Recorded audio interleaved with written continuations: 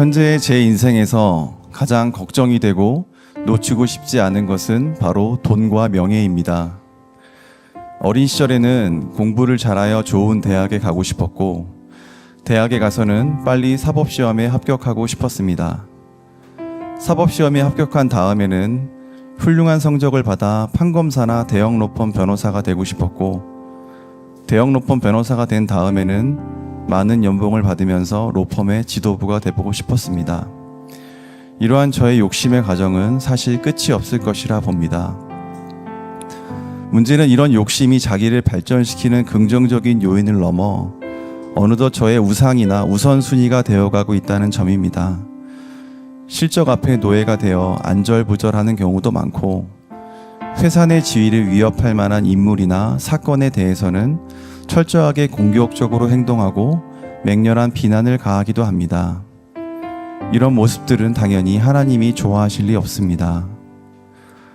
돈과 명예를 쫓는 목적도 성경에 위배됩니다. 하나님의 나라와 그 의를 이루기 위해 성공을 바라는 것이 아니라 제 스스로의 행복을 위하여 구하고 있을 뿐입니다.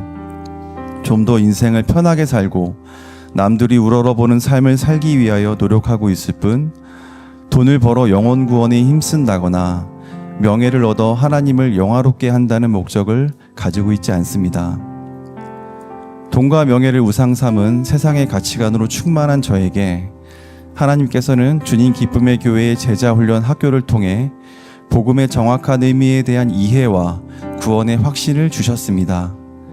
약 16주에 걸친 목사님의 강의를 영상으로 시청하면서 그동안 정립되지 않았던 예수님의 존재와 역할, 부활의 의미와 증거, 예수님의 피 흘림, 죄사함, 구원자 되심의 참된 의미를 알게 되었고, 그 결과 예수님을 구주로 영접하고 영생의 확신을 얻게 되었습니다. 그 후 이어진 제자훈련 1, 2단계와 사역훈련 1단계를 통하여 저는 사명의 필요성에 대한 어렴풋한 이해와 봉사의 결단을 내릴 수 있었습니다. 하나님께서 단순히 제가 구원을 얻는 것에 그치지 아니하시고 무엇인가 사명을 담당할 것을 요구하시는 것 같다는 생각을 하게 되었는데, 다만 그 사명의 구체적인 내용이 무엇인지, 왜 사명을 담당하여 하는지에 대해서는 잘 알지 못하였습니다.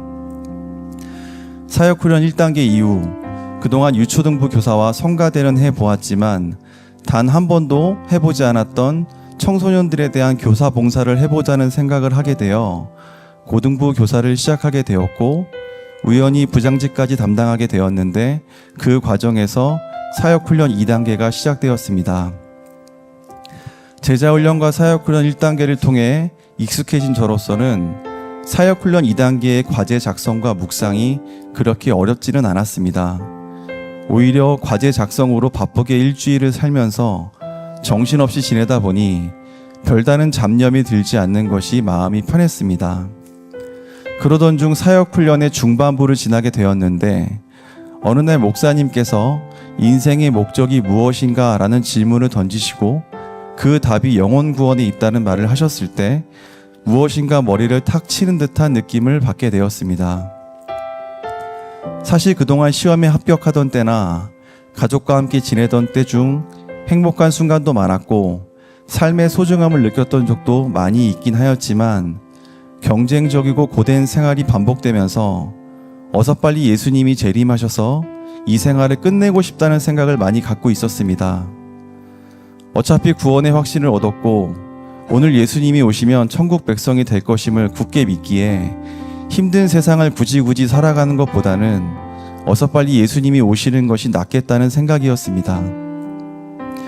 그러나 인생의 목적이 영혼 구원에 있다면, 즉 나 자신의 구원뿐만 아니라 다른 사람의 구원도 인생의 목적이 되는 것이라면, 예수님이 오늘 오실 경우 다른 사람의 영혼 구원이라는 목적 달성에는 실패하게 됩니다.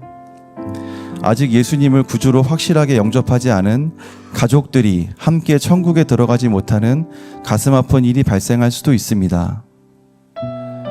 생각이 여기까지 미치자 더 이상 예수님의 재림이 어서 빨리 왔으면 좋겠다는 기도는 올릴 수가 없었습니다. 예수님의 뜻을 거스르는 기도임이 분명하기 때문입니다. 예수님은 마지막 때는 하나님만이 아시며 그 날까지 모든 민족으로 제자를 삼으라는 명령만을 하고 계시고 세상 끝날까지 우리와 함께 하시겠다는 약속을 하고 계실 뿐 내가 속히 오기를 기도하라는 명령을 하고 계시지는 않습니다. 그리고 사역훈련 2단계는 제게 사명의 분명한 모습도 제시하여 주었습니다.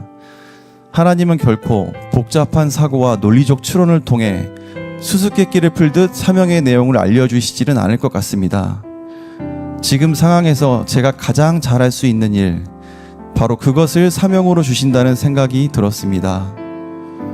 구체적으로는 청소년들을 섬기는 교사의 역할과 변호사로서 성실하게 근무하면서 물질적, 법률적으로 교회와 성도들을 섬기는 역할입니다. 때로는 양육자로서 제자 훈련에 임하는 주변 사람들을 양육하는 역할도 포함될 것이고, 물론 믿음의 가장으로서 가족들을 구원으로 이끄는 역할도 수행하여야 할 것입니다. 저는 여전히 연약한 죄인입니다.